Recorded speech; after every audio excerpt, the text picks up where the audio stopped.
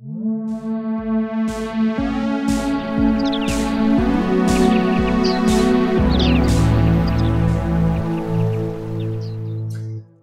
and welcome to Crystal Tablet, a podcast where we talk about the intersections between politics and spirituality. Today, we're back after a few weeks. Schedules are good, but they're not the most important thing in the world. So we're kind of just gonna, see where things go. I think that there's a lot of stuff that I know is on my mind, and Layla, I know there's some stuff that we've discussed in the time intervening that seems like interesting to touch upon.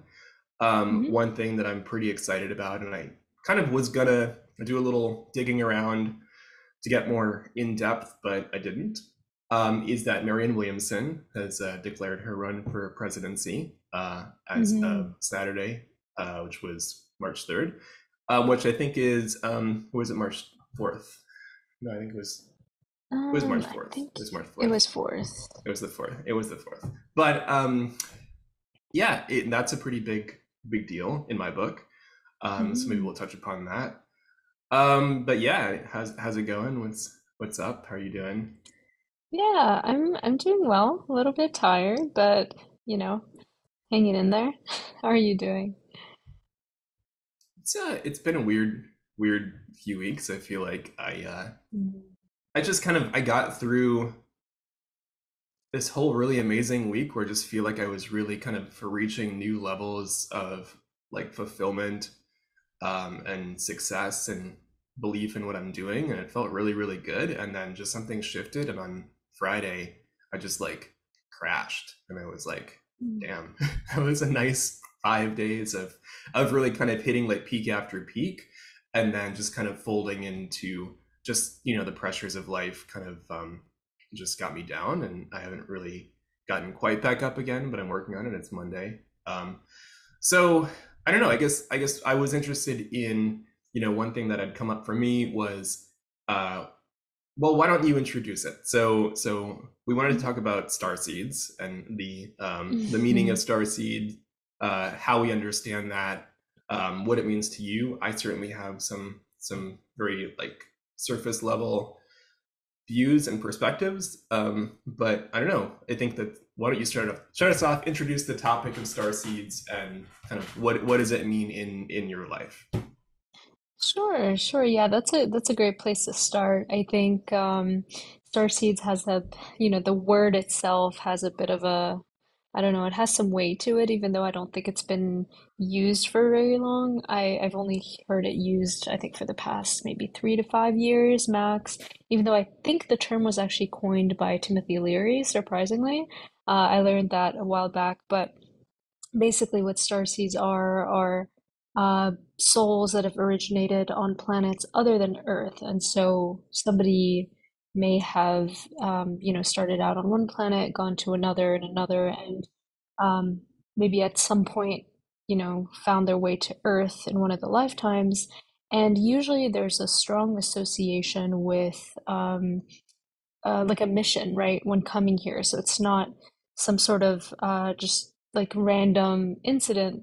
It's kind of like a how do I explain this? Like every starseed has a mission.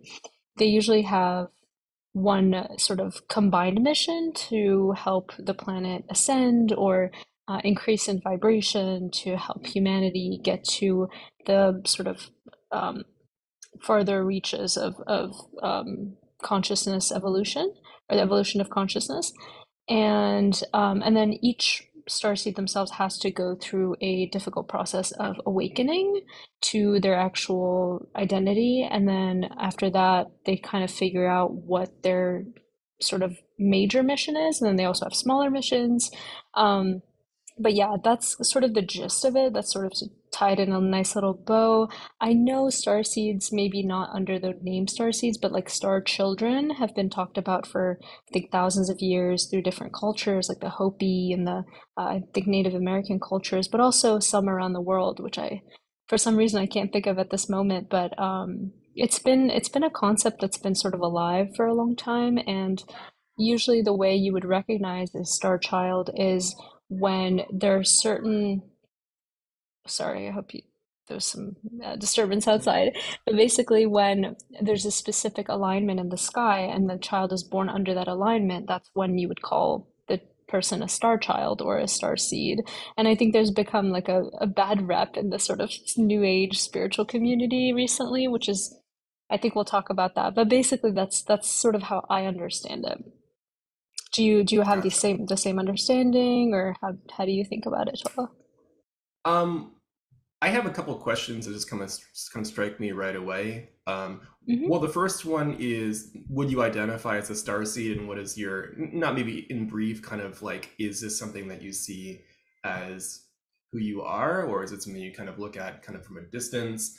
And then secondly, um, I know that there are some people who would probably take like every single point that you've made and say that it's a bunch of rubbish, and then it's like some kind of like Hmm. mental delusion, talking about being from other planets, lifetimes, having a mission and soul purpose, awakening, shifting vibration, even the idea of a soul whatsoever. And so I think that Mm. um, like there are people who have that view, and so someone who would hear what you're saying has a lot of, I mean, there does seem to be a pretty visceral, really angry, antagonistic emotional response to people who hear some of this language. And I think it's a really interesting thing to kind of tease apart, because it's like people, a lot of people like that exist, and they feel very sort of righteous. And Mhm. I'm not sure. I mean, I think there are some concerns about some of the associations between starseeds and, you know fascism and white supremacy, and like those connections do exist. I think there's been some, there's this author Mhm. named Jules Evans who writes about a lot of these themes, and I think he does overall a pretty good job. But I think that there's some biases, and like he's not writing as someone who is just sort of like, I'm a skeptic, therefore everything that I'm reading about is totally made up and hooey. He is actually engaging substantially with the sort of history of the New Age, and he's writing in a pretty thorough academic way. But I do kind of feel like he kind of bends things in a way that I feel like makes me kind of question his orientation. But in Hmm. general, the writing I think is pretty good. So I think that of people who have touched upon these subjects in a way that feels somewhat responsible as an author, I think Jules Evans is on Medium. You can find him on social media. We can put a link in the podcast show notes. He does a pretty good job, but so it is kind of, it can be divisive. I tend to be pretty much, I'm open to anyone's perspective, especially the ones that are kind of not typical, and I don't feel the need to be hostile and judge and police someone else's reality. And I kind of sometimes am confused why people feel such a need to tell other people how they should experience their own reality. And it's like, Right. what I mean, if especially, since we do have like actual like systemic and structural issues that we could find ways to be more cooperative and resolve, like stigmatizing people for some orientation. Like I can kind of follow the logic of it. Like there's definitely this whole kind of like, and I think this is a theme that I've been thinking about, maybe one of the other subjects we can touch upon, but like I think there's something about like the monolith of science as being this kind of like powerful force of defining life in the modern era. It just feels like it lost its vitality. And I think there's some really good things about that, and there are also some worrying things about that, which maybe we can kind of touch upon later on. But just to circle back, because I was asking the question and I got kind of sidetracked in this little tangent. But basically, one, um, would you identify as a star seed, and secondly, kind of like, what's your feeling about this sort of all the terms that you mentioned may be striking some people as like you should be locked up in an insane asylum or given medication, or you have a Yeah. psychiatric Hmm. illness because you have these beliefs that are not what a certain kind of society perceives as being valid. Right. Yeah. Yeah. Thank you. I mean, I think now I get a sense of how you feel about it, which is sort of helpful for me to sort of go off of. Um, I think I have been identifying as a starseed for the past 3 years. That's for sure. Um, even though I was reading something yesterday about how, and I've mentioned this in the past, and I'm sort of riffing off the past podcast that we did together. Um, I looked really deeply into human design. This is something that I do. I read for people, and I mentioned last time that there are several different centers in the body, sort of energy centers, where either we absorb or we give off energy. And the one that is sort of close to where the heart is and is we identify with like the ego center, or not the ego center, I'm sorry, the G center, which is like the identity center. So that one for me is open, which means that I tend to absorb other people's personalities in a way. So if you ever find yourself sort of like being inspired by somebody and then kind of starting to act like them, like behaviorally or things like that, you usually would have an open center, an open identity center. And so I've had issues with that sort of my whole life, of just like who am I, right? Like having a real identity crisis whenever being with other people or being alone or etc. But I think this really plays into a lot of me identifying as this one sort of thing, right? Because I feel like I can identify as several different things and it shouldn't matter, right? Like it's like you said, it's like why police somebody for how they identify? Like I think that's just a little bit absurd. But I understand that people tend to be, super judgmental, like putting people in boxes. My experience has been interesting in the sense that it took me a while to identify as a starseed just because of all the stigma, because I knew about it even since then. But sort of the reality of the situation is that I've had these experiences, I've had remembrances, I have certain characteristics that make it very difficult for me to be on Earth and be, around humans. I find myself to be very different and not better. Like I think that's where kind of like the it's important to just specify that it's not better, it's actually just more challenging for me personally. I find it very difficult to just do basic human things just to survive. And that's where sort of the idea of like, okay, this has to be the only explanation that makes sense to me. Um, you know, like being a starseed, like not being from here, like of course, how would you be able to adapt on a planet if you're not from there? So I think that's where the sort of certainty for me comes from in terms of identifying as a starseed. And then obviously there's a lot of baggage that comes with that, right? So I think I've gone through an entire rabbit hole, for years and years of trying to understand what this means, right? And what does it mean to be a starseed, and where am I from, and how many lifetimes have I had, and all these things. And I've come to realize that I've had several different lifetimes on different planets. I have origins in different planets. I have origins in different dimensions, and so it's a very sort of complex, and it gets really into the weeds of sort of like galactic history and evolution. And so, I don't think it's enough to be like, oh, like I'm an Arcturian starseed or I'm a Lyran starseed. It's like we all have we've been seeded by so many different, or at least that's what I believe, right? Of being seeded by several different races. And so it's almost like a big, wide, like brother and sisterhood family situation. And it's not even like, yeah, it's not even like a one thing. It's so much more complex than people believe. And I think when somebody sees it from afar, it's maybe scary. And so that's probably why there's so much sort of hate gone towards it. And it's like I said, I think it's a matter of energy too. It's like when you absorb other people's energy, it's like it's familiar to you to be able to identify with them. Whereas like when you don't have that, when you have sort of like your own way of identifying, it's really hard to understand the other.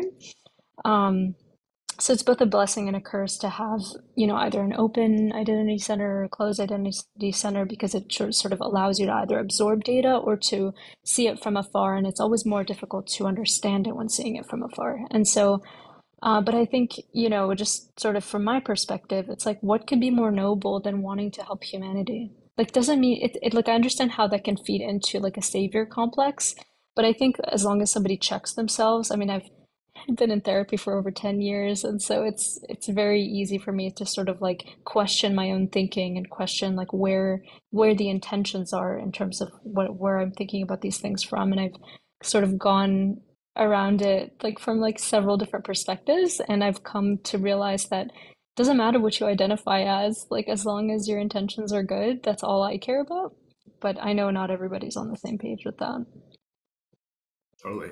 Yeah, I definitely, a lot of what you said, I absolutely resonate with. I feel like um, I have, I feel like I'm more susceptible to like environments in general. And so, I mean, maybe for like a decade, probably more than a decade, there's always been this awareness that I feel like I mean, I'm also affected by people, but I feel like for me, place has always been maybe even more um, intense. And so I kind of feel like I notice that I feel like I literally become a different person depending on where in the world that I am. And for me, that's just been something that I contend with because oftentimes it's really hard to sort of like maintain my center and know who I am because I just feel like there's such a sort of like a it's just like a storm of like all these different pieces of myself that are all just kind of constantly being Mhm. kind of like in a blender, you know, and it's like who am I, you know, and Yeah. just because there's such a variation. So that's kind of been something that I've noticed for a long time. It affects, you know, like definitely countries for sure, cities very much. I've noticed when I live in different places, but even, you know, even smaller, like just going from room to room or space to space.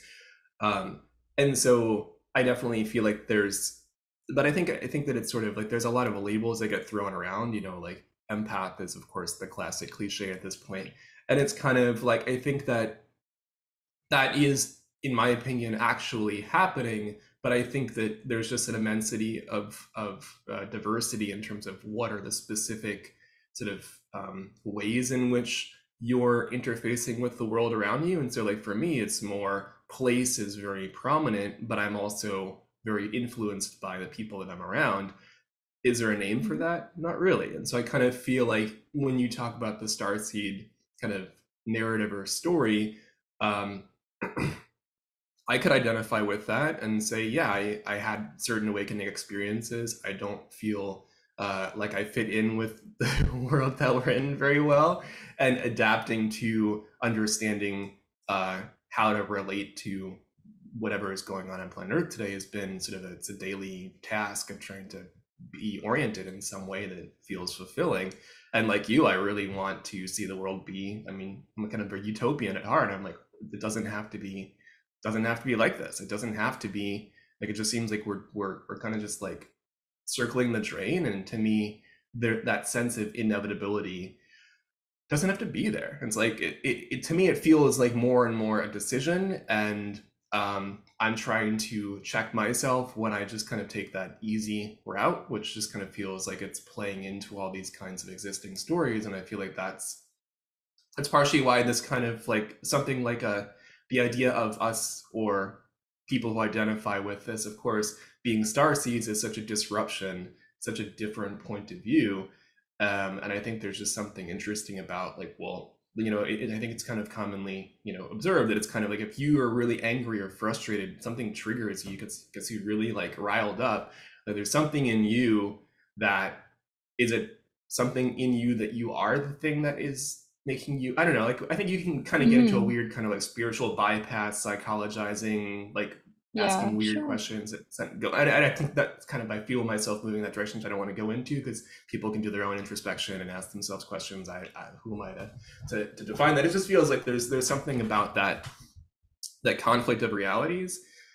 um I don't know, I guess those are just some thoughts. I feel like there's a lot more to be said about the starseed thing. I think that there's I don't know. I guess you know maybe one way to kind of move the conversation into another layer of this is it's like does what is literally true like and does that matter, right? Like because I think that there's I'm thinking of this book that I've read. I think I read The Prism of Lyra, which I'm not sure if you're familiar with it, but it's pretty much Yeah. it is pretty much the star seed, The Prism of Lyra. I think the Lynn something. These two authors. I think it's like the early 2000s or even the late 90s. It's kind of it's Yeah, been you around sent for a it to while, but me. it's yeah, Yeah. yeah. Hmm. So the Prism of Lyra, in the introduction, the authors and when I first read it, I was really irritated by this because I just felt like, well, take a stand. Which one is it? Is it a story or is it real? But they kind of had this sort of Mm, like, I feel like it was a little bit wishy-washy where they're kind of like, well, you can take this as like a story or you can take this as like however you want to take this. And then they're kind of like, here's this whole kind of like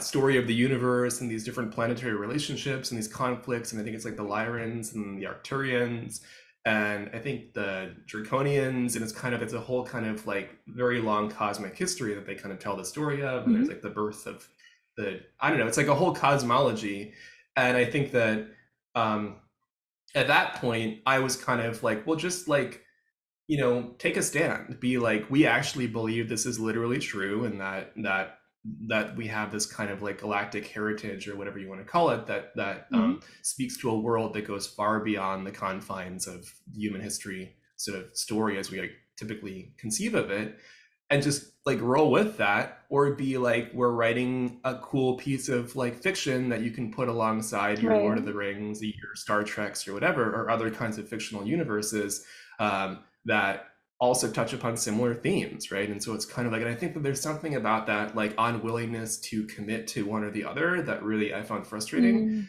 Now I'm a little bit less like, to me, I don't see as much of a dichotomy, and to me I'm seeing a bit more overlap between those two things. And I think there are mhm. ways to keep kind of like flipping around and kind of asking new questions about what's real, what's imagined, and I think that there's a way that it can not be so black and white. That being said, I think there's some value in at least kind of trying to address that in some way head on, right? So I think that it can be true for, we're talking about reincarnation, we talk about instances of psi or telepathy or precognition or out of body experiences or ghost encounters or UFO abductions or whatever, you name it, right? Like there's definitely Mhm. a place where that kind of like, was it actual or not actual, and how do we define that, is really counterproductive and just seems like it's a waste of time because you really don't go very far with it. But there is a value in kind of like, I think, asking that question and being like, okay, like what is it to me? So I'm kind of curious how you kind of deal with that. Like, do you see this as literal? Does it bother you if someone doesn't see it as literal, or is there and then what is literal anyway? Like, again, there's this kind of like Mhm.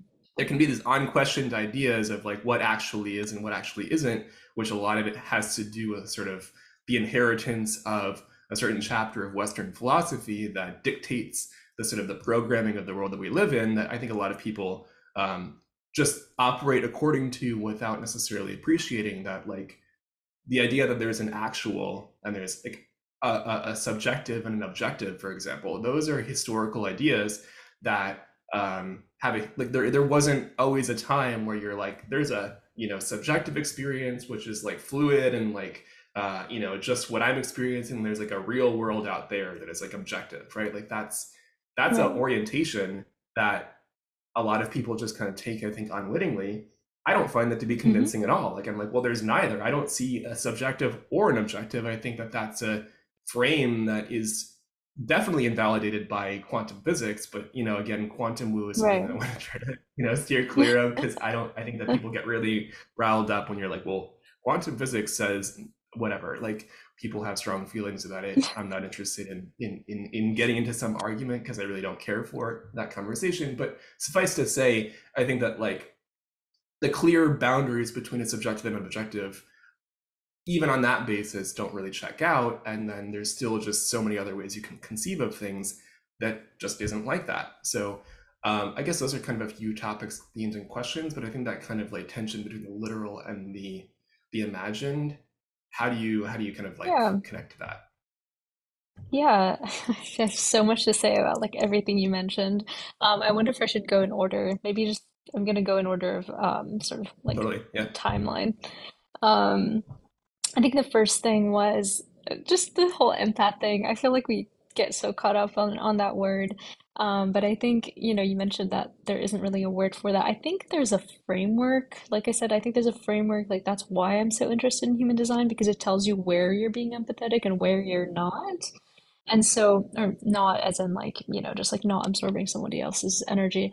Um, so I think that's why I got so interested in it because it really gives you like a map and it tells you exactly where those mechanics are happening. And it's also very like mental. It's something that's, sort of like quantifiable, something that's sort of like easier to absorb in terms of like, there's no emotionality connected to it. It's very much like on the mental plane. But that was the first thing. And then second thing was it's funny, like I feel like we're always looking for like evidence, right, to prove our what we believe is right, or at least to sort of like allow us to lean more one way or another, etc. And I find myself doing exactly that. And that's kind of why I sort of dove into the whole starseed thing so deeply, is because I was able to, through astrology, very quickly, I was able to find out like what people's origins were and like how many lifetimes they were, like through astrology, right? Like I was able to see somebody's chart, see like what kind of lifetime they had, what karma they brought in, etc. And since, if anybody's interested listening to this podcast and wants to know like if they do have any starseed markings, like, you can check it out check out the reading I have on my website. But I've noticed that a lot of people come to me who are skeptics and were like, no, I'm not from somewhere else, I'm from Earth. And then they find out that they're actually from somewhere else, which is, I think, so hilarious. But then others also are from Earth, but then find out that they have had lifetimes on other planets. So I think, it's so easy to say like, oh no, that's not me. It's kind of to your point where you were like, um, like questioning like what you believe and all of that. It's just like it's really easy to say I'm not something when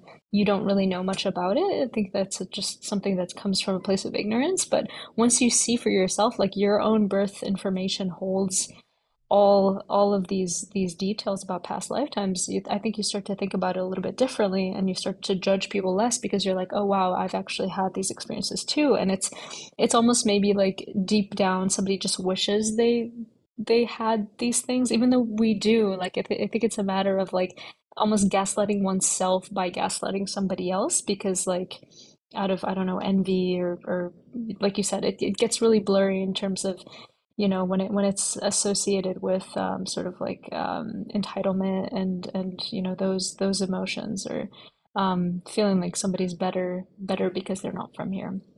Anyways, not to go too deeply into that.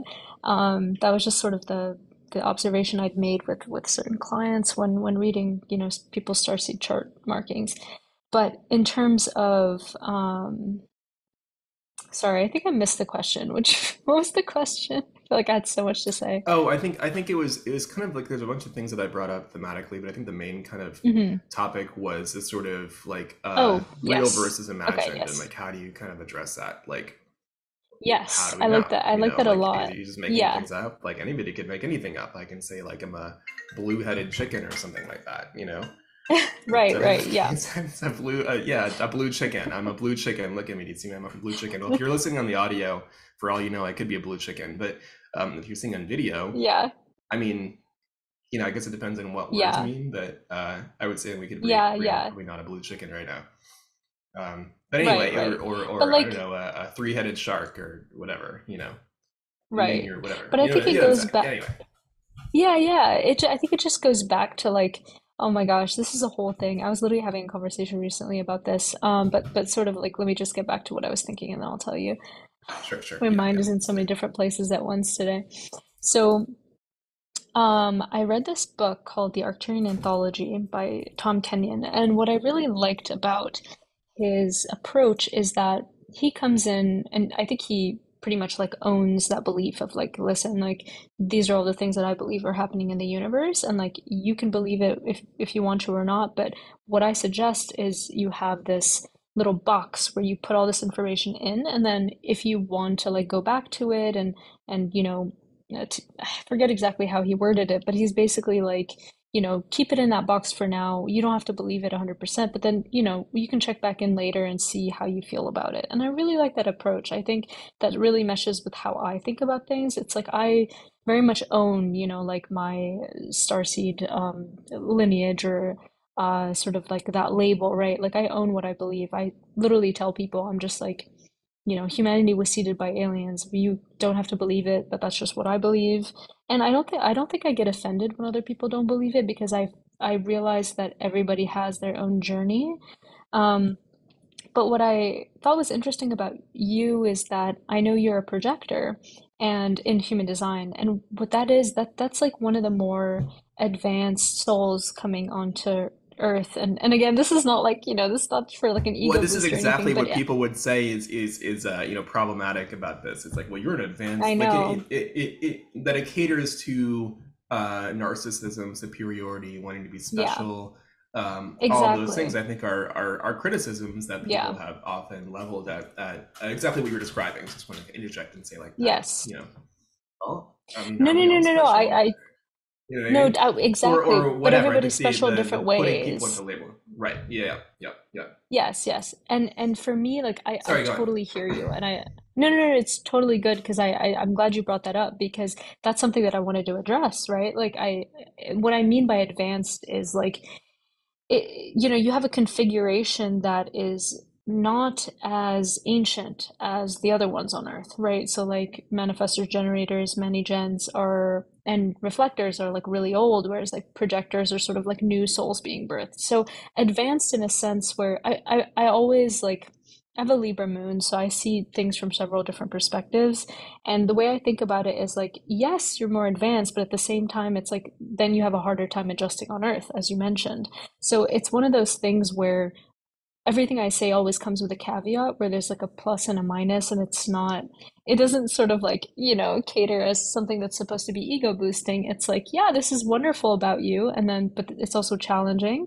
And also, like, doesn't mean, generators aren't like precious and divine. You know what I mean? Like, we all are in different ways. I think people just get caught up on, I think maybe this comes from like, I think just like favoritism trauma. I don't know if that's a like a thing, a label, but I think I'm just gonna make it a thing because I think it is pretty traumatizing to be subject to that one growing up. And I think a lot of people are because that's just sort of been how a lot of people in society, I don't know, maybe you probably haven't had that experience because you're an only child, but I think among siblings, I think it's one of those things that is pretty traumatizing, being somebody's least favorite and then just as an example, but I think that's the problem with it, right? It's the perspective. It's not necessarily what things are in reality, but it's what they're perceived to be. And I think it's really important to develop that discernment and to develop that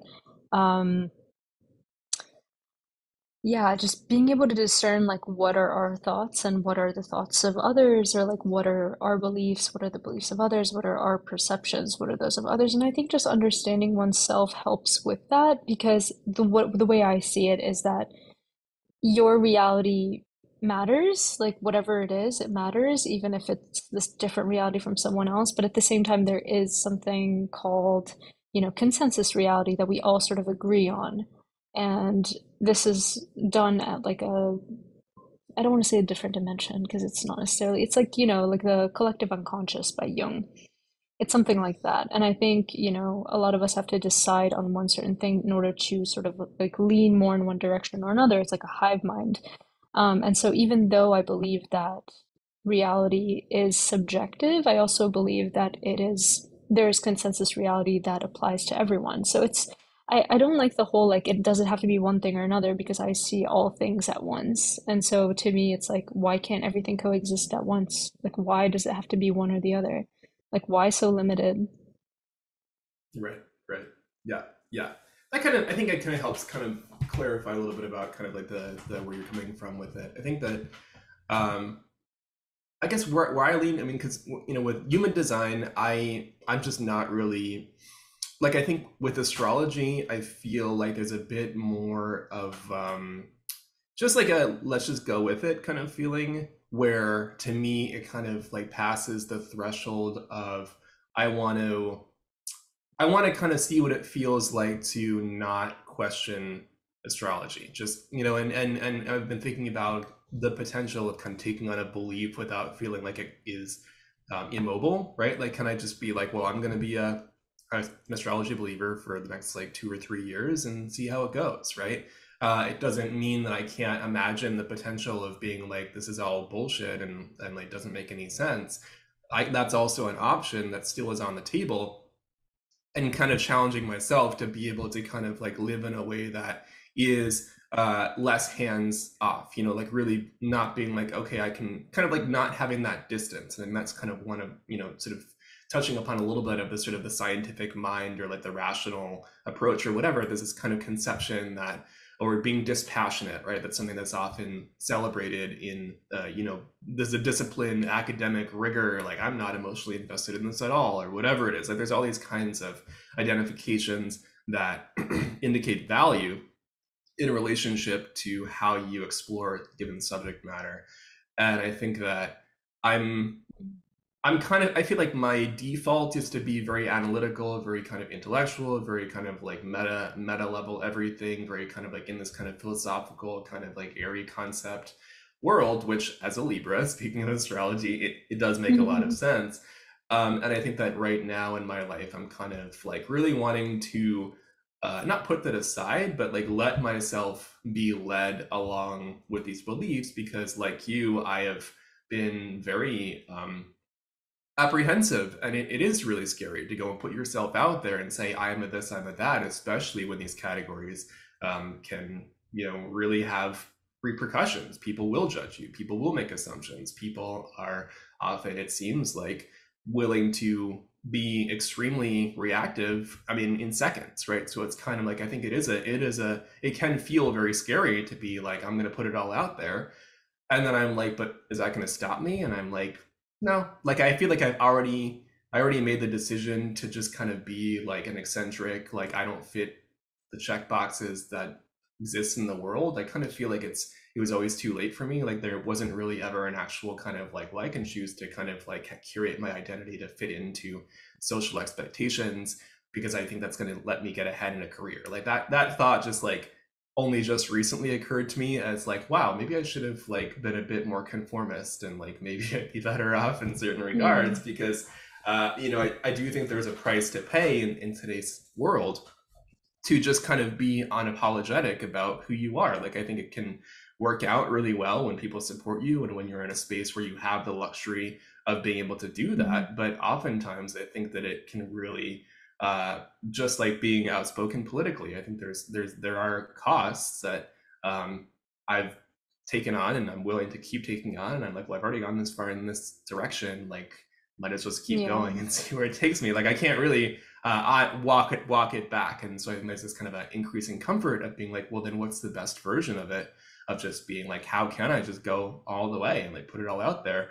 So I kind of feel like that's something in my mind, which I think kind of echoes with what you're saying. That being said, just something about like like when you talk about human design, like because I think human design of course is linked to some extent with astrology, but I guess the kind of coming back a little bit because I have a lot of thoughts about the sort of how to navigate and express and identify, and this a bit more rambly and I want to come back to it, but I think there's something here that I'm curious and maybe we can keep on exploring of kind of like the sort of fixity of categories, right? If that makes sense. Like you talk about projectors and generators and these different kind of classifications as if it just is, right? And to me, I'm like, but is it? Because I'm not, I feel like that, you know, people who are, I think often very, like don't do any real homework, right? People who are just like bash astrology, like, oh, it's all cold reading. Oh, it's all just like anybody can be like, there's a lot of bad faith and lazy attacks from people who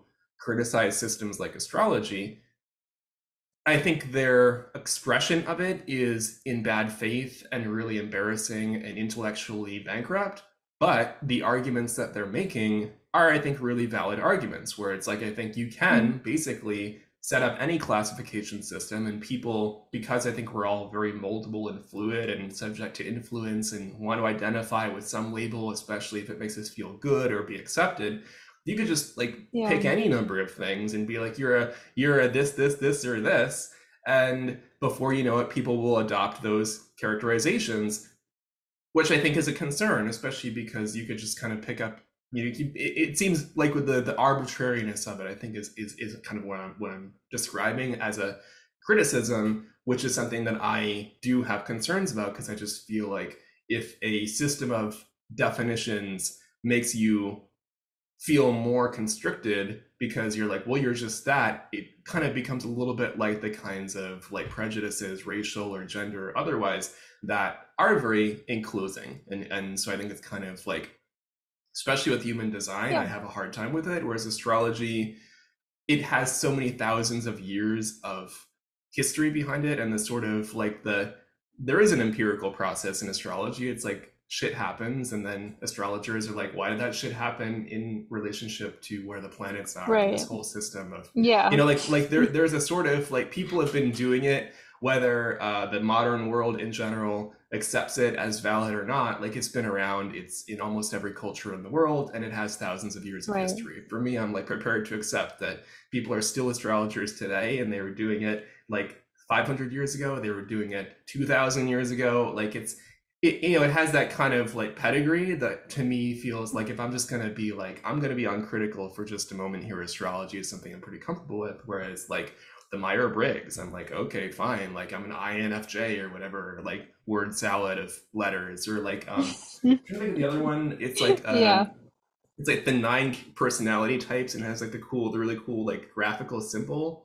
The Enneagram? It's like any Enneagram? enneagram, exactly, Yeah. right? I feel like Yeah, enneagram, yeah, like yeah. there's just you can just, there's so many different ways of being like, well, you're this and you're that. Or like, it almost feels like BuzzFeed. BuzzFeed is like, their listicle Yeah. period, which is now kind of, I think it's kind of doesn't really happen anymore. But for a while, it was like, what kind of candy are you, or like what vegetable are you, or your Right, personality right. type according to like flavor, like kinds of pizza, or you know what I mean. Like, it's kind of like Yeah, yeah. it seemed that there's a certain kind of like, what makes human design, or something that you kind of vouch for, different than your pepperoni pizza, and I'm like, pizza with like a roasted chicken on it or whatever.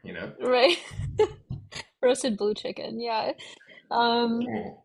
it's funny, right? Like that's a great question, and I really like I invite those sort of not even criticism, but yeah, sort of because I think it's important in order to sort of like have a fuller understanding of what these things are, right? Just to kind of like ground it in something. And what's really funny about what you say, and well, not necessarily about what you said, but it's funny because the when I learned about human design, I actually was super put off by it too. Like it took a really long time for me to actually like get into it and begin reading for others and sort of have it as part of my business now. But I think over time I started to really understand it better. And I think that's the thing. I think there's something about it that's kind of like I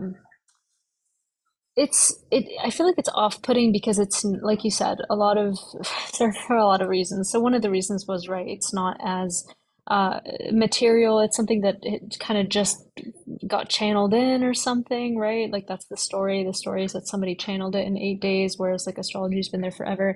Um but again, like what's funny is that when I learned about human design, I learned that there are channels in the body that actually account for information that comes in and needs sort of like time in order to be entrenched into our society, right? So it's like any new piece of information, it comes in and that it needs to be sort of like it needs to stand the test of time, right? Like certain behaviors or certain rules or regulations or things like that have to withstand the health withhold like the test of time.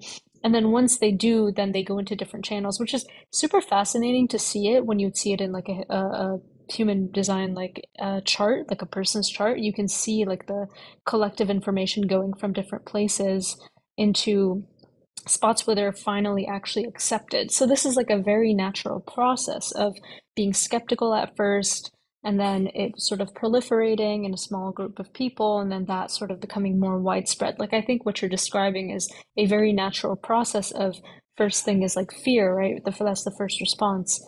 And I'm even seeing it, when you discuss like, what makes this valid and what makes reality like, correct versus not, or like all of the different points that you made. I see a lot of fear in that. It's just like, and to me, just because I feel like I've done all the work of sort of like trying to work with the fear and acknowledge it within me, I start to see it now, and it's just like it's almost like the place where it's, fear like helps us build walls, right? And we ask like, why are people judging others and why are we putting people in boxes? And I think it's just like a tendency for our society to want to classify things out of, I mean, I think it's a very like masculine trait, right? Wanting to classify things, but also like I think it is because of fear, right? Sort of like for longevity, for survival, for our humanity, for like our species to survive. Like it's just like a very it's just sorry, it's just like I'm kind of like taking a bird's eye view on the whole thing.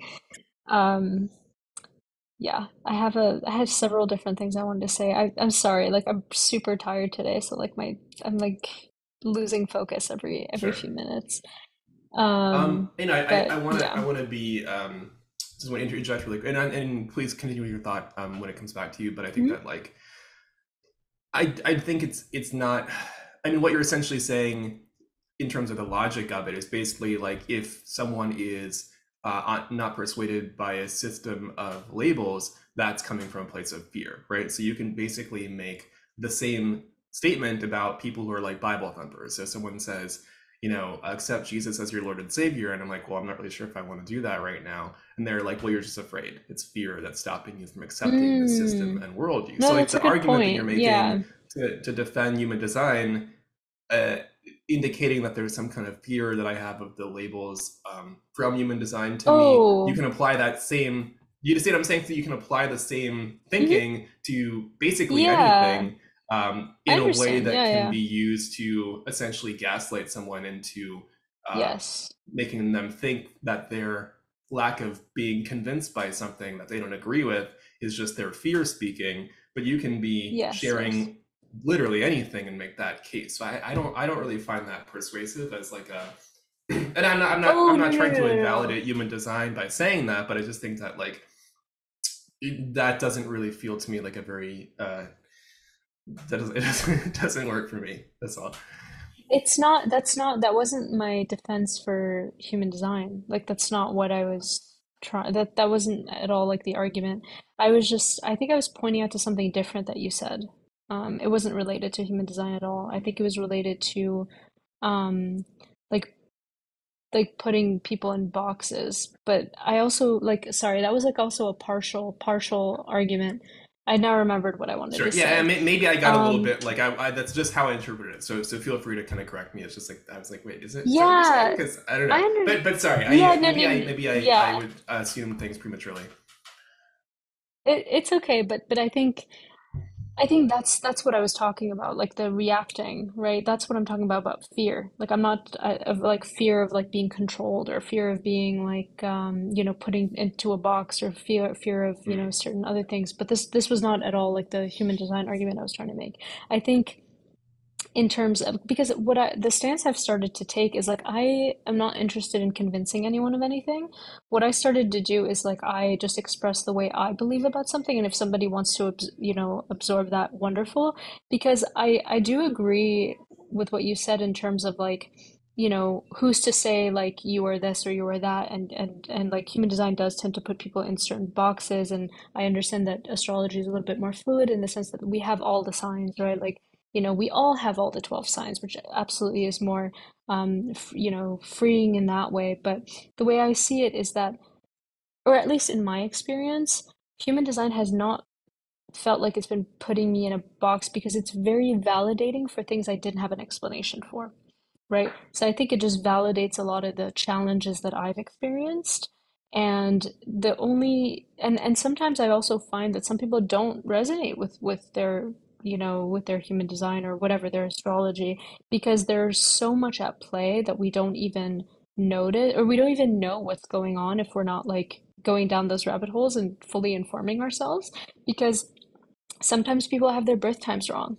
You know what I mean? So it's like if you don't feel like a Libra, you might be a Scorpio. You know what I mean? Or you might or there's something in your chart where like your sun is in a house that's hidden where like that personality did shine super bright, right? Same with human design. It's like there are all of these little intricacies where people are just sort of like very quick to like jump out and say like that's not me. but it's just like, okay, that's fine. We can look more into it and find whatever resonates with you.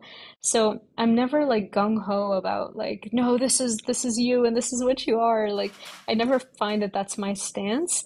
And so, but I do find that in society there is a lot of fear, but for good reason. Like it's a protective mechanism. Like it's not to, judge anyone or anything. Like there's a lot of trauma in our societies, and I think as long as those are being addressed, then sort of we can go more into the mental space of being a little bit open. But when somebody's going into it being skeptical, like maybe that's a good thing. Maybe it's like to keep you safe, like you said, to not be like manipulated by cults or, those like large organizations or things like that. Like I'm not saying that fear is always the response. I'm just saying that sometimes like it's just there in society, you know? Hmm. I hope that like clarifies things. No, I think that's helpful. I think it would kind of seem like you're kind of putting these two things together. That I realize there's more layers to it. Um, I guess there's a few different things that come to mind. One, which is just kind of an aside, which I think is interesting, is that I can't remember the name of the person at this moment, but according to lore or legend, if you're familiar with like the Yijing Oracle, that I believe was channeled by sort of an ancient Chinese sort of shamanic prophet figure who received the Hmm. entire system from sort of the divine source or however it would have been conceived at Hmm. that time, and that's sort of Yep. like the origination of the Yijing Oracle, right? So it's kind of like because human design was received by someone more recently, to me is not doesn't necessarily by definition invalidate it. Like things that are received in that way clearly Hmm. have a pretty prominent role to play in human society. I mean, that's true definitely of, I think, Muhammad and receiving sort of the Quran, and like definitely there's a lot of receiving information from divine sources. It inspires a lot of the world's religion. So it's kind of like, well, and I think this kind of this interesting kind of thing where I feel like often the people who are the most prominent in the conversations like the one that we're having, which touches upon metaphysics and psychedelics and science and the paranormal and a little bit of conspiracy stuff, sometimes will come up because it's just there, like Project Stargate or whatever. Like there's all kinds of stuff where those things will come up. It tends to be, I think it seems to attract a certain kind of worldview and a certain kind of person, which sometimes feels like it's almost a little bit self-referential and almost like it's sort of like not it can feel like its own kind of trap, because the type of person who's attracted to a particular like set of books, like you mentioned, like the books that we've mentioned, like there are certain kinds of like things that most people will read if you're interested in metaphysics and occultism and spirituality. Like you probably have heard of like Aleister Crowley at least once. You probably know what the Rider-Waite tarot deck is. You probably like there's certain kinds of like common themes that will come up. You probably thought about ayahuasca and plant medicine. You may have taken LSD and have an opinion about it. Like there's a certain kind of like there's a commonality that I think can sometimes actually start to be in weird ways sort of like it's almost like people don't realize that they're just one part of this. Like people are having conversations in different languages in different countries with a completely different set of beliefs approaching probably some of the same questions that we're talking about, which I think is interesting. To just kind of like throw in there. So that was like one thought, and then yeah, I mean, I think for my own kind of story, I was kind of like thinking about whether I wanted to share it or not, and I will, and I feel like just yeah. So basically, I had an experience that made me believe that I'm a fairy, right? And fairies have a little can be a little cutesy in a lot of the people who, if you go on like Instagram or whatever, like the people who identify with that are don't look really anything like me. They're mostly like teenage girls, and it's like so it's something that I've but this is not a new thing, right? This is something that has been true for me for more than 10 years, and it's something that kind of like you with the Starseed experience, um to me is real, but I'm also kind of ambivalent about whether, like, what does it even mean? What does it really mean? And to me, there are certain aspects of it that have remained clouded in mystery. And I think that's something that I'm very comfortable with. I think my orientation has become one where it's like maybe there's reasons to not know things at certain times, right? So I can have that visceral, very deep, intimate experience of like feeling like this is a part of me, but I don't need to have any explanation for it, because maybe not having an explanation is something important about the experiences that I need to have in this time. So to me, feeling like, no, like you need to believe me, I'm a this, is non-relevant, because it's like, well, that's not relevant to me either, but it doesn't stop being something that feels meaningful. And so it's kind of like that's the identification that I came to when I was much younger. And it's something that has always kind of been really intriguing.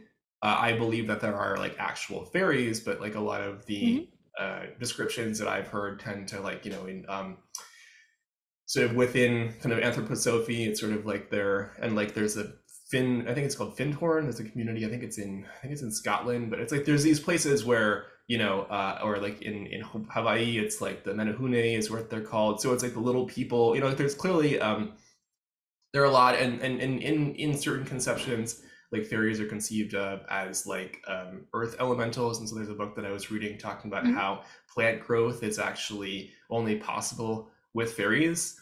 So it's like it's stuff that it just, it goes in a lot of different directions. There's a couple books that I have about, people who psychically talk to fairies or see fairies. I've read books about people who talk to nature and talk to plant and animal spirits. And so it's kind Hmm. of like I tend to just take this all in with a very sort of like, I'm inquisitive and curious. And unlike some people who explore the same material, I don't have this like deep need to like be right all the time and like smite the opposition, which I just feel like is really it's hard to listen to, because I listen to a lot of podcasts, across the range of like very skeptical and very kind of like super far out there. And I feel like I try to get a good mix of like people with different perspectives to kind of see the other view. And I used to feel very emotionally wounded by the sort of professional skeptics, because I felt like it was just really hurtful and difficult for me to Yeah. deal with. And now I feel like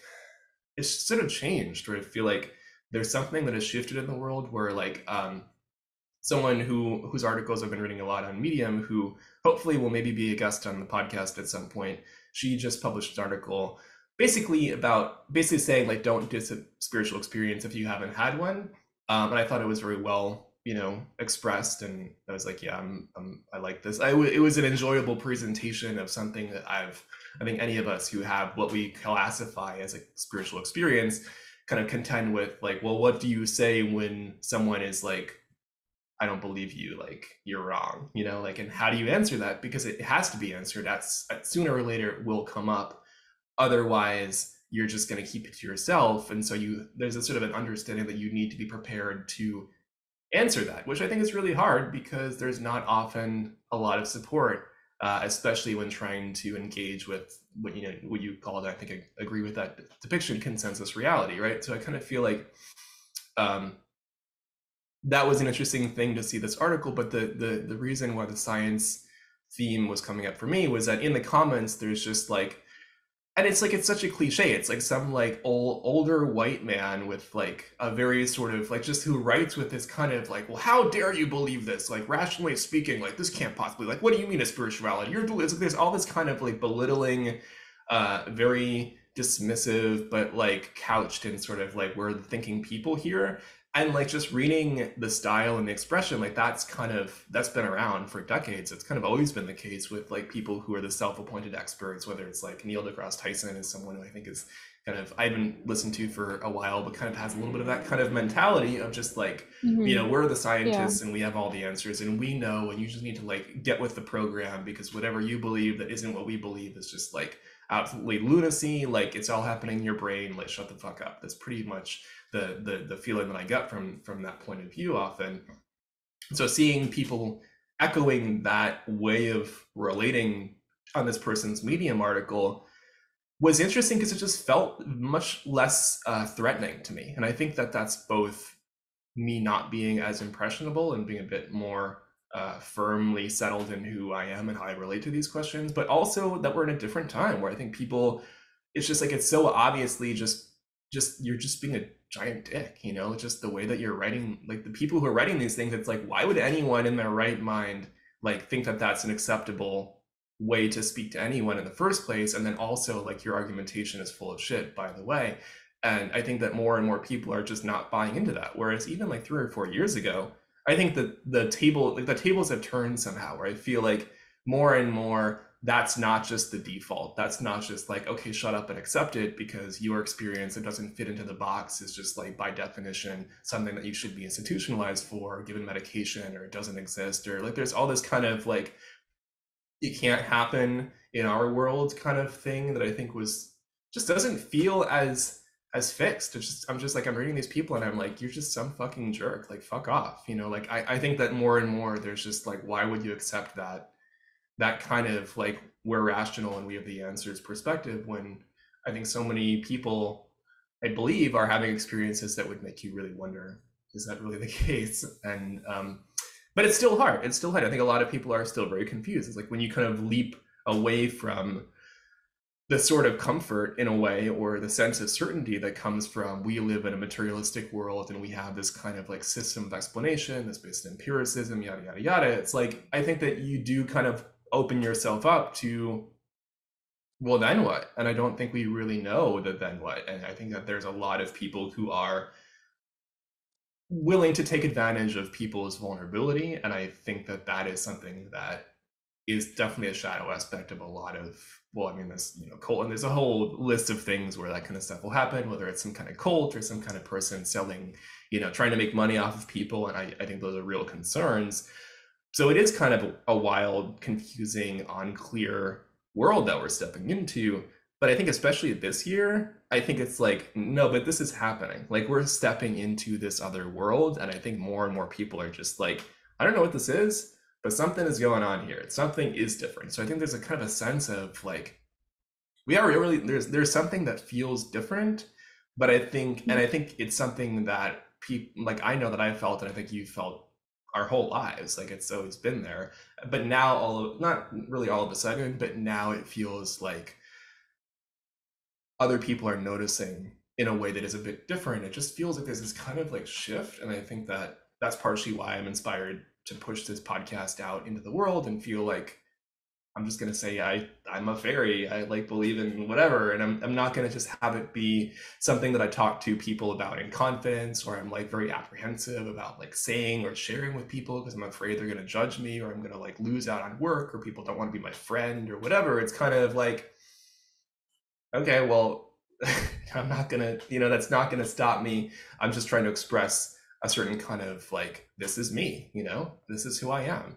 And I'm not even hoping for acceptance, just kind of like going kind of beyond that and being like, well, the year is 2023. Who am I going to Yeah, be? Am I going to show up as myself, or am I going to be afraid? Am I yeah, going to be cowering because, all of like the very real insanity? Like it's a fucking crazy year and people are losing their shit. And it is really disconcerting, but how can I not succumb to that? How can I? And I think that that's partially what I appreciate about you so much, is that you're just like, yeah, this is me. I'm doing this. And I think you hear from some of my commentary and feedback, like I'm a little like, I don't know, Layla, like really though, but like then there's this kind of like, but you're setting this sort of this precedent in a way that I think is really great, where mm, it's just like, I don't know that I need to agree with or believe everything that you believe and express, but the fact that you're just yeah, sitting here and expressing it in a very kind of like thoughtful, kind, like I'm okay with myself kind of way, I think is really is what we need in the world, where it's like it's really important. It's just like I don't need to like identify with every part of it, but the fact that we can just be like, this is me and this is my yep, perspective, and that I'm included. I'm part of the world. I'm part of yep, the kind of general kind of conversation happening. And I think we're both clearly coming from, I think, sincerity and love and care, and we want to see Marianne Williamson, which of course some people maybe are not everyone loves Marianne Williamson, but I think she's just one of the most important political figures in the world today, and I've been really a big supporter of her for a long time. I have a bumper sticker I had to take off the car, but when she last ran for no, president, so I'm excited this time. Maybe we'll see where it goes. So yeah, that was a yeah, pretty long ramble on my end.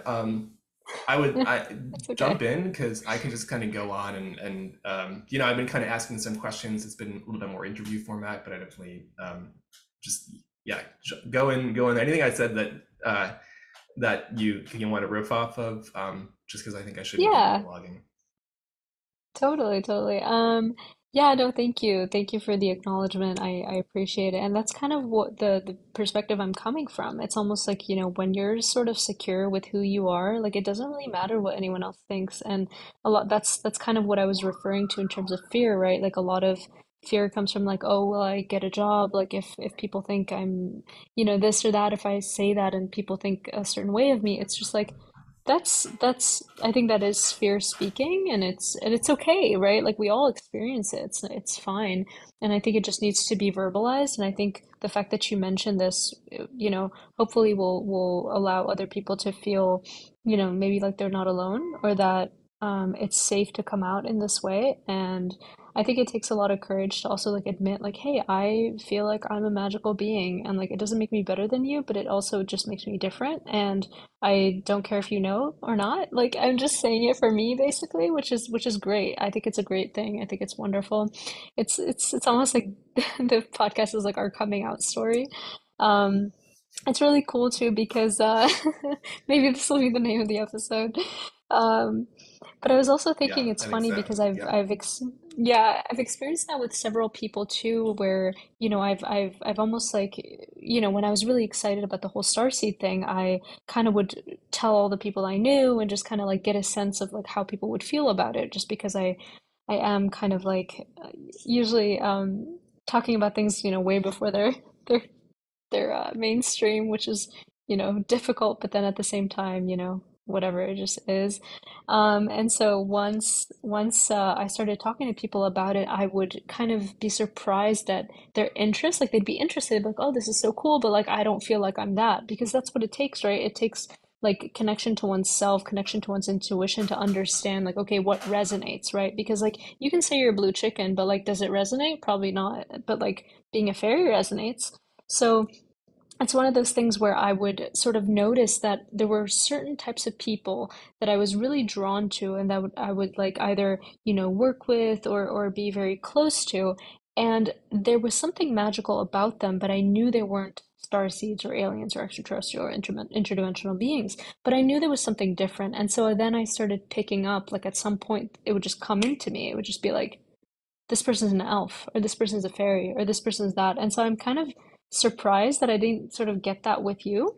Maybe I had a sense sort of like unconsciously, but I definitely can recognize when somebody has magical origins, especially because usually the feeling is like, I'm so interested in all these things. I'm interested in magic and astrology and all these things, and I find that there's some truth to it. I very much in my intellectual mind, but there's something about it that draws me in, but I haven't had those like crazy extraterrestrial experiences that you've had.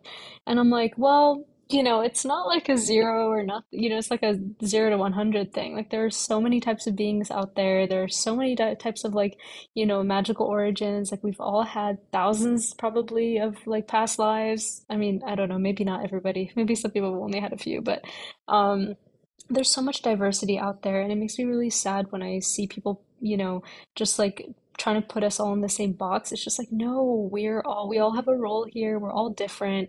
We all bring something very special to the world, and I think we're doing each other a big disservice when we tell ourselves like, okay, this is how we have to be this cookie cutter person. And so I'm really happy that there's this change coming through, especially at this pivotal time, because, to me, like this is something that's going to be huge, and to most astrologers, right? It's like, oh, there was this one thing I wanted to mention just before I talk about that, because I wanted to mention that tomorrow is the Pluto ingress into Aquarius, which is like a 20-year cycle, and then a Saturn ingress into Pisces, which is like a 3-year cycle, and that's like a big, big, big shift. And so I also wanted to mention one thing, just sort of like almost like a something to the effect of what was mentioned before, that the astrology works whether we believe in it or not. Like the planets are moving whether we believe in it or not. So I think that was just something that was important to mention in terms of like what we believe in versus what we don't. It's just like, yeah, life moves on whether we believe in it or not. Like I feel like we put so much emphasis on our beliefs and how we see the world, when like we're such a small like speck of dust, like in terms of like the universe, like if you kind of sort of zoom out. And so I think it's I'm glad that these things are sort of like the inhibitions are starting to come down, and we're starting to realize like there's so much more to the world or to the universe than just what we believe. And so I see a lot of hope in the next few years, and I'm hoping that tomorrow's shift, it's not really just going to show up at tomorrow, but it just sort of marks the calendar as to a new age coming through. So I'm excited about that, and I think this will be a lot more mainstream than the past few years. Because I think just to sort of validate maybe the authors of Prism of Lyra, it's like, I just think that that book came out at a time when people weren't ready. Like that was before 2012 even. I don't think people were ready to be like, oh yeah, we have magical origins and all of the miracles that you see in the Bible. Yeah, that's stuff that actually happened. Like that's actual magic. And I just don't think people are ready for that kind of thing. And so I think we're getting to a point where we are, and then crossing over into this next phase of life, I think this is going to become way more like normal. So I'm glad we're sort of getting it going here and putting our voices out there into the universe. Totally. I think it's really important to kind of like come. I think that should definitely be the episode name because I think it's very true. And it's like, yeah, I really feel like that's always been my feeling because I mean, a lot of these kinds of changes into adopting, a magical worldview, which is what I like to describe it as. I mean, this is like I think at least 12 years ago is when it really kind of got off the ground. And I mean, in some ways it goes back, as I mentioned, we talked about in the last podcast, it's even earlier. And I Mhm. feel like there's really been kind of what you said, it's like, I think that speaking about the Prism of Lyra, it's like people aren't ready to accept it. And I wasn't ready to accept it. I think there's really been, when I look at, especially like self-healing, kind of doing therapy for yourself, which is kind of what I tend to lean towards. Both for financial reasons and also autonomy reasons. I kind of feel like we Mhm. are our own self-healing, like we're always healing ourselves. And some of the literature that I look to is kind of like all healing is self-healing. And if you have a healing, someone who steps in to help you in your own healing journey, Yep. they're Hmm. just catalyzing your own self-healing. And like, well, if that's the case, and just we're gonna do it yourself, I mean, and I think that there's definitely a room and Yeah. space and sometimes a need for other people to assist and Yeah. Hmm. when it's there, awesome. But sometimes it's not on the table financially because therapy can be expensive. And even if I could Absolutely. afford it, I Yeah. probably wouldn't. I'm not sure if I would at this point in my life, but I've been to therapy before, and it's been helpful, Hmm. and I'm very grateful for the good parts. But it also left me feeling like it wasn't really going to bring me where I needed to go, and so I had to kind of figure it out for myself. But I think there's Hmm. kind of been this like there's been this kind of I don't know. I think that and I think you kind of touched upon it really perfectly, where it's kind of like what I've always hoped for is the conversation that we're having right now to be normal. It's like, yeah, like Hmm. I'm a magical being, like, yeah, like whatever. It's kind of Yeah. like talking about the weather, right? Because I think that's the moment where things actually start to feel different, where it's not like, oh, Hmm. crazy, or like that's weird, or like, can you believe that? There's all these kinds of incredulous responses. And I just feel like Hmm. the integrated version of that is just being like, yeah, like, and what have you had for breakfast? Like, I think there's a certain kind of, I Yeah. think that, and holding that space of just like NBD, like, yeah, the universe is like Hmm. interdimensional and magical and all that. Like, what else is new? You know what I mean? I think there's a certain kind Yeah. of like just leaning into a world where that's just kind of like what it is. Like, like it should be boring in a way, or not boring because it's actually the most exciting thing that I can imagine. When you think about all the Yeah. potential and the possibility and blah blah blah, it can be very expansive. But in general, it's just kind of like, why are we treating it in this very exotic way if it is who we Yeah. are? Just like it's Yeah. just as mundane as like what toothpaste. I mean, it's not necessarily as mundane as what toothpaste I like, but I mean, it's, that's how I it's more feel. like that. It's more Yeah. like Yeah. that than something very very foreign and like it should lose its kind of like it becomes more intense by being less intense because it's more Mhm. stable. It's more just like that's there rather than this kind of like always seeking for some kind of extravagant, explosive, big, transformative, which has value. And I've certainly sought out those experiences often in my life. But right now I'm feeling like what we want to do here with this podcast, and I think this is also I think shaping both of us for this year because like if anybody listens to this, which maybe some people will, then Yeah. who am I with that in mind? So there's a certain kind of like there is this aspect of kind of like going over the precipice and being like, well, no, it's on YouTube, Yeah, which yeah, it yeah. is really kind of just like it's a minor continuation of what was already there, but still there's a feeling of like, okay, I think I've been more forthright about how I conceive of the world in this conversation in a way that is more public than I typically have done. Like there's definitely kind of an escalation aspect of it that I think is the coming out. I think is an apt description. Yeah, On that note, I think we're coming up totally. on something like an hour, which is a good length. So maybe we can start Mhm. to closing thoughts, wind down. I've been going for a little bit, so if you have any kind of last remarks or things that have come up for you, and then we'll kind of yeah, call it a wrap, I guess. Yeah.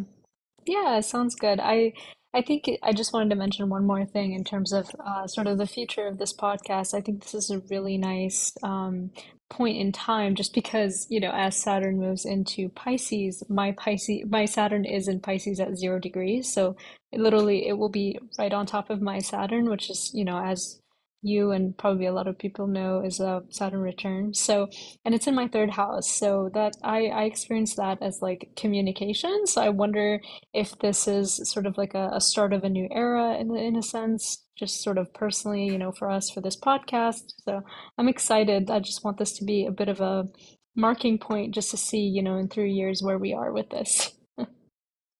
Absolutely, yeah. Me too. I think this is like I think it's one of those things where I'm not feeling how big of a deal it is, but maybe it will be. Yeah. I just think that Yeah, there's we'll see. I think we both, I know I've been working towards this whole thing for a very long time, and to kind of finally feel like I can start showing up and be more visible is it's just been so shut down, for so long. It's like I've had to just kind Yeah. of live with the dichotomy of like my experience not matching what's going on around me and wanting to The fit in and reality, wanting to yeah. have a normal life and wanting to function in the world and wanting to have relationships and friendships and all that. And it's sometimes difficult when the worldview that I have is dramatically different than a lot of the people that I'm Hmm. relating to. And I kind of had to kind of work Yeah. around that and be like, how can I deal with this and not, be on miserable, and I've been miserable sometimes, but it's kind of like there's definitely this shift over that I think you're speaking to astrologically, which I think is really huge. So this has been super fun. We kind of started the Yeah. episode just kind of like we'll see what comes up. We didn't really have a plan in mind. Some stuff that I know was on my mind. I feel like just kind of letting it flow. I didn't really know Hmm. what was going to happen, but I feel like we just touched upon so many things that are really meaningful and relevant for both of us, and I hope are Hmm. relevant for people who are, going through 2023 with all of us together and kind of Hmm. figuring out where do we go from here. So I'm really happy with how this turned out, and I'm looking forward to keeping it up, doing the next one, get some guests. Um, Yeah, let's me see, too. we have a bunch of social media links that I'll put in the show notes. I don't have a stump speech yet for boo, boo, boo, like support us and blah blah blah blah blah, the whole thing Yeah, that podcasts do when they exactly. get to a certain point. But We'll get there. We'll one get day there. if it happens, it happens. All Yeah. right, cool. That's all from me. Any last words, and then I guess we'll call it here. Yeah, just wishing our listeners a wonderful rest of their day wherever they are. And yeah, don't be afraid to be yourself.